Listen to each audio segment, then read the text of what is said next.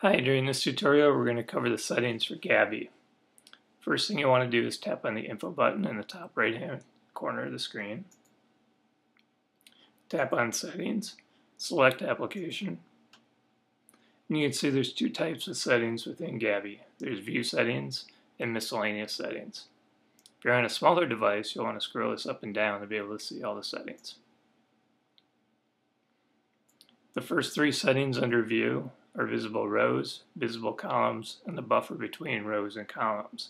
And that determines how big each of the vocabulary will be on the screen and how many will be displayed without having to scroll up and down.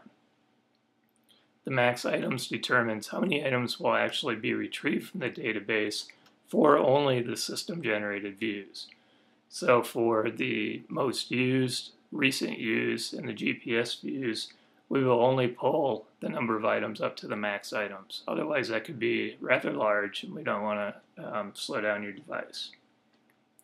The spin on touch, you can either turn it on and off with this checkbox, and that determines whether or not there's any kind of visible feedback when you touch a vocabulary item.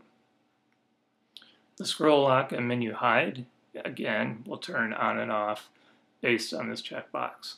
So when you hide the menu bar at the bottom of the screen, it determines whether or not you can scroll that view up or down or lock that view in place where it's currently at. The sort folders first or last determines where the folders will be sorted within the view when you first open up a folder. So if you have folders first, all the folders will show first in the view, and then all your vocabulary will show after that, and vice versa for last. Miscellaneous settings. GPS accuracy is anywhere from 69 miles to 3 feet.